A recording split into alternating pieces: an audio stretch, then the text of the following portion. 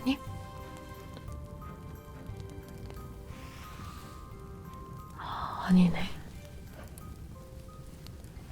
누구세요? 손님. 어서 오세요. 어떻게 오셨어요? 장난감이요? 장난감은 이쪽에 쭉 진열되어 있으니까 천천히 한번 보세요.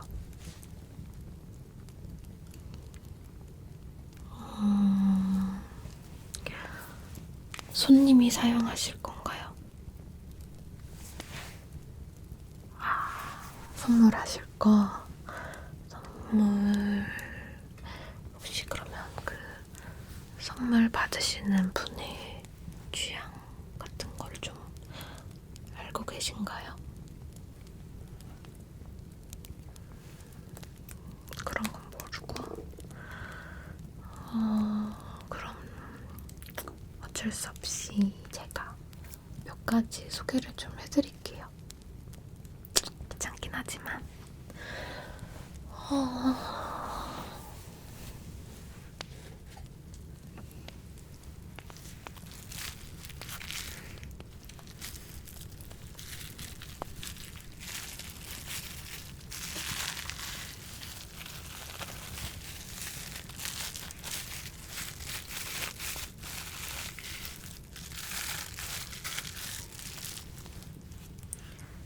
산타 인형이에요. 너무 귀엽죠? 이렇게 앙증맞은 코랑 요 귀여운 발, 이렇게 어디든 이렇게 앉을 수 있는 산타 인형이에요.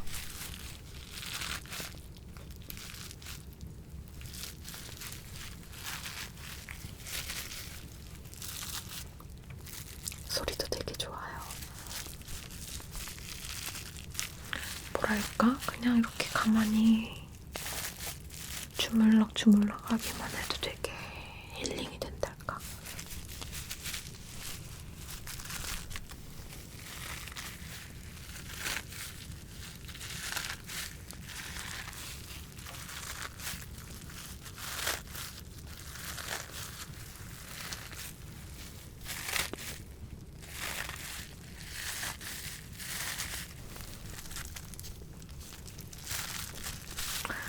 그리고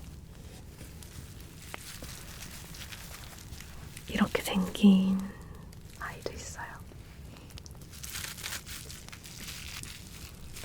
너무 귀엽죠?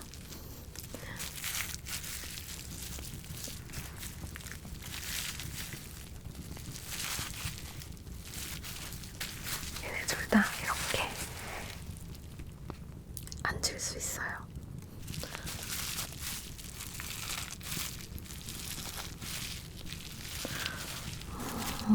선물로 하기도 되게 좋고, 또 좋은 게 이렇게 막 가지고 놀다가 아무 데나 이렇게 툭 둬도 되게 인테리어 소품 같은 그런 느낌이 있어서 되게 어디에 놔도 다 잘 어울리거든요, 은근히.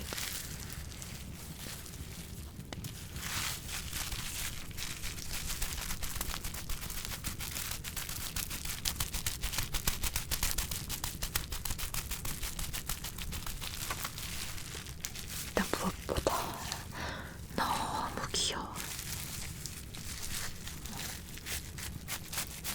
귀여운 거 싫어하는 사람 없잖아요, 거의.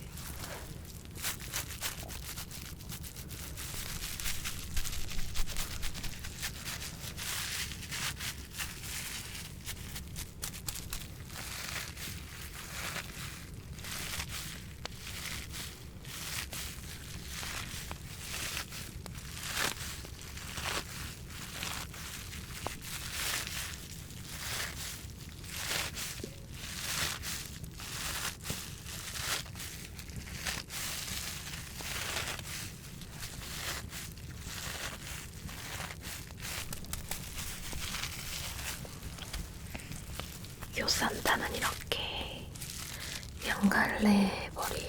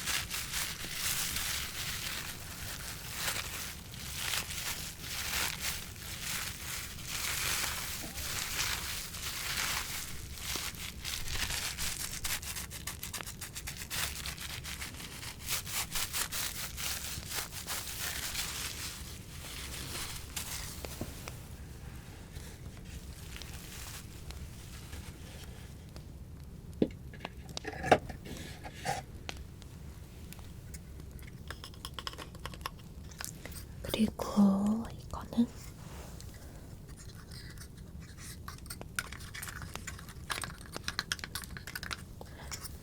나무로 된 작은 미니하우스예요. 이건 이렇게 불도 낄 수 있고 여기 옆에 이렇게 작은 창문도 나 있어요.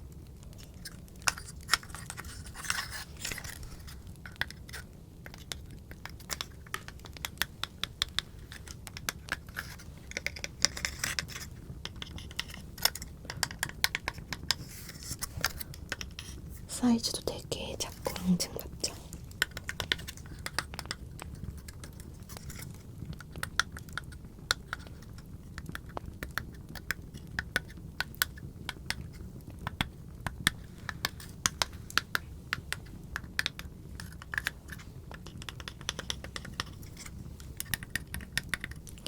그리고 이게 되게 특별한 게 요 나무 하나하나 다 조립하는 거거든요.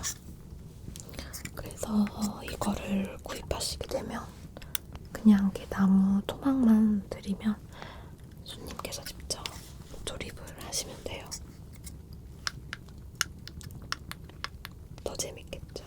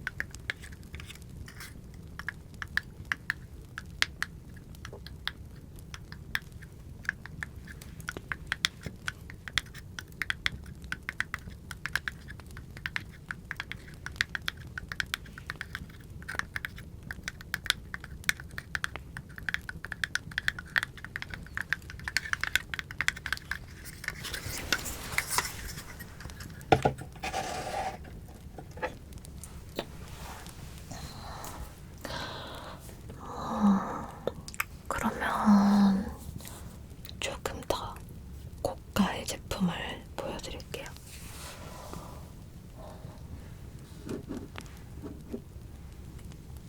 자,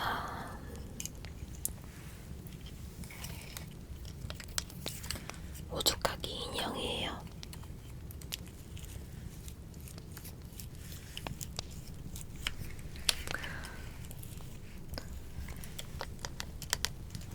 이 호두까기 인형은 제가 직접 독일 호두까기 마을 장인분께서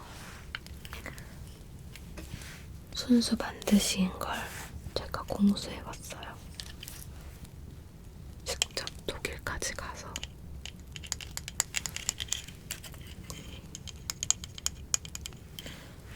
굉장히 이런 디테일 하나하나 되게 섬세하고 이런 표현 하나하나 되게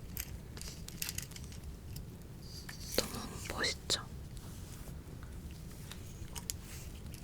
이런 디테일 하나하나가 정말 다른 제품들이랑은 차원이 다르죠? 이렇게 입도 움직여요.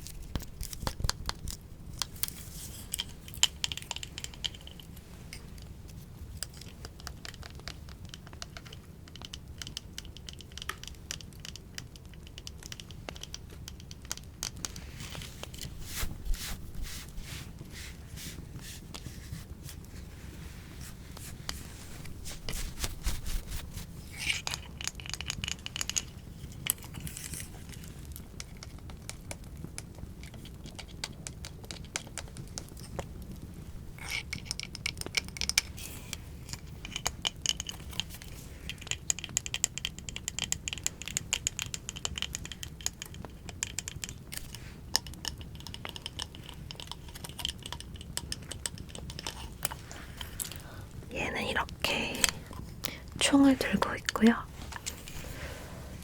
또 이 친구는 이렇게 작은 북을 연주하고 있어요.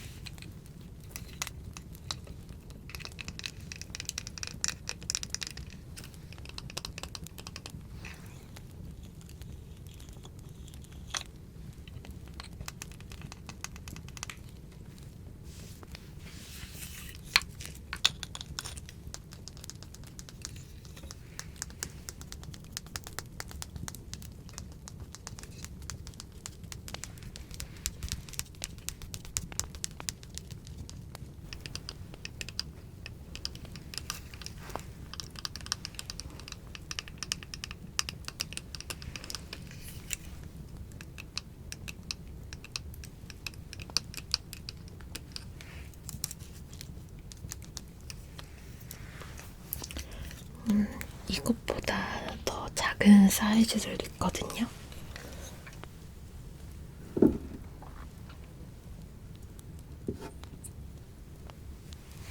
짠. 진짜 귀엽죠? 사이즈는 이렇게 작아도 있을 건 그대로 다 있어요. 이렇게 입도 움직이고 머리카락도 다 한 올 한 올 장인분께서 심으셨고요. 그래서 저 큰 사이즈가 조금 부담이 되시면 이런 작은 사이즈를 사시는 것도 추천드릴게요.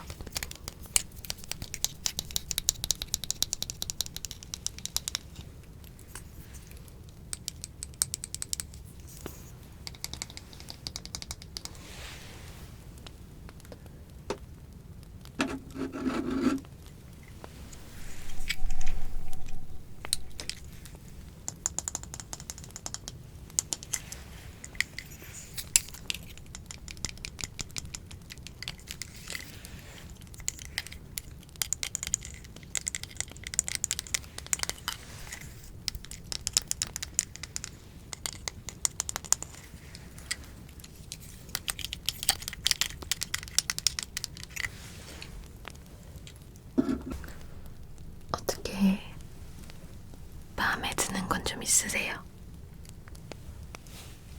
결정하셨어요? 네?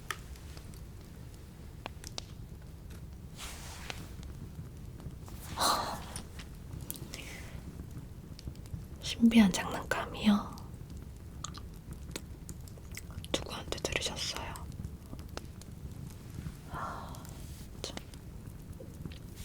내가 그렇게 말하지 말라고 했는데 그새 소문이 났나 보네요. 뭐 알고 오셨다니까 말씀은 해드릴게요. 사실 신비한 장난감 같은 건 없어요. 하지만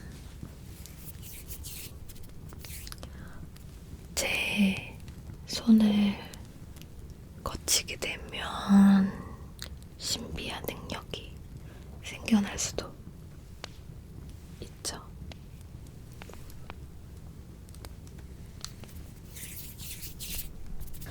단 어떤 주인을 만나느냐에 따라서 그 능력이 생길 수도 있고 안 생길 수도 있어요.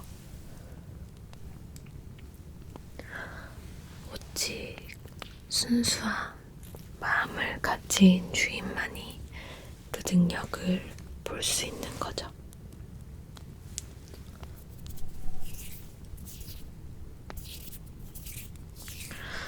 신비한 장난감을 찾는 거였으면 처음부터 그렇게 말씀을 해주시죠. 그랬으면 시간 낭비 안 했잖아요. 그죠? 일단 그 신비한 장난감을 만들려면 아직 완성되지 않은 장난감이 있어야 되거든요.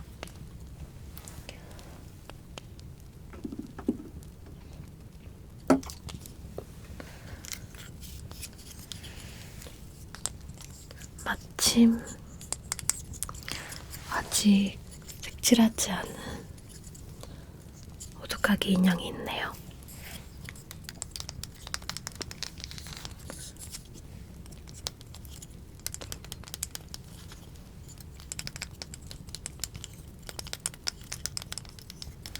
그럼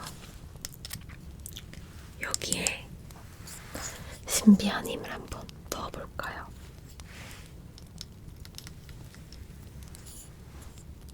좋아요. 자, 이렇게 색이 칠해지지 않은 호두까기 인형에 생명의 물감으로 색을 입혀줄 거예요.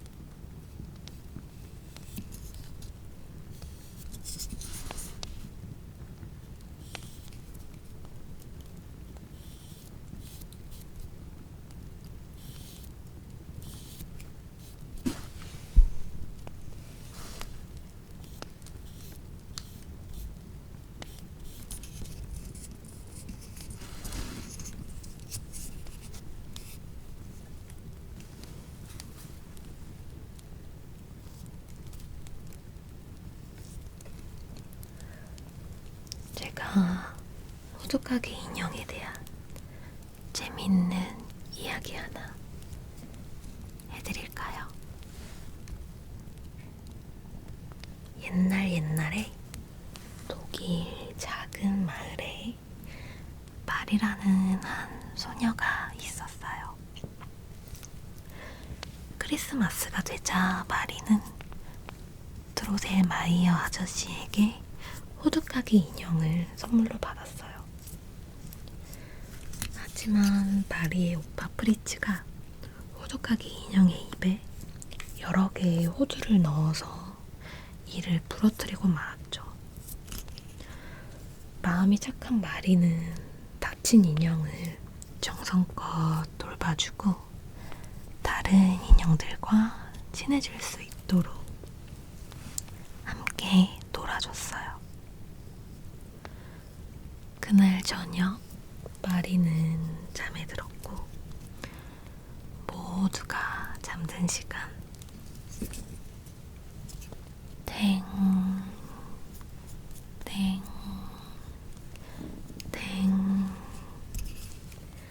시계 종소리가 울리자 갑자기 생쥐떼가 나타나서 마리를 공격하기 시작했어요. 그때 마리의 호두까기 인형과 다른 장난감들이 나타나서 생쥐떼와 전투를 벌이기 시작했어요.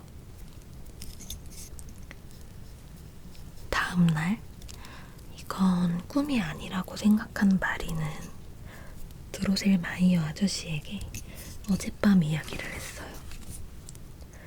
아저씨께선 그 이야기를 들으시고 호두까기 인형의 전설을 들려줬어요. 옛날 어느 왕의 잔치에 생쥐들이 나타나서 음식을 모두 먹어치우자 화가 난 왕은 그 생쥐들을 모두 없애버렸어요. 이에 화가 난 생쥐 여왕은 공주의 얼굴을 물어 뜯어버려서 흉측하게 만들어버리고 크라카토 호두를 먹어야 저주를 풀리도록 만들어버렸어요. 그때 한 청년이 나타나 그 호두를 깨물어서 공주에게 건네자 공주는 다시 예전 모습으로 돌아왔고 그 저주는 생쥐 여왕에게로 옮겨가게 되었어요. 이를 본 생쥐 왕은 그 청년을 못생긴 호두까기 인형으로 만들어버리고 진심 어린 사랑을 받아야만 저주에서 풀리도록 했습니다. 호두까기 인형의 전설을 들은 마리는 그날 밤 다시 잠에 들었습니다. 땡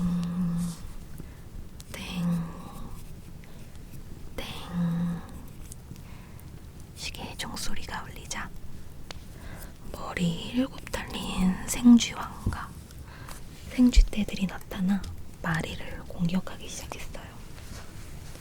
그때 호두까기 인형과 마리의 장난감들이 나타나 생쥐와 전투를 벌이기 시작했어요. 호두까기 인형은 머리 7 달린 생쥐왕을 물리치기 위해 높은 곳에서 떨어져 부상을 당했어요. 마리는 오빠 프리츠의 장난감 병장의 칼을 빌려와 호두까기 인형에게 건네주고 호두까기 인형은 마리가 준 칼로 머리 7 달린 생쥐왕을 물리쳤답니다. 호두까기 인형과 마리는 인형의 나라로 가서 함께 시간을 보내며 서로를 사랑하게 되었습니다.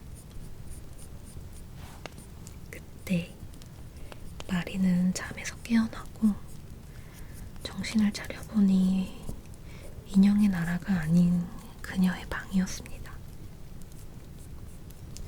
이 모든 게 꿈이었다는 사실에 마리는 슬픔에 빠져 있었습니다. 그때 드루셀 마이어 아저씨와 그의 조카가 마리를 찾아왔습니다. 그의 조카는 마리에게 다가가 그녀의 사랑이 자신의 저주를 풀었다고 이야기합니다.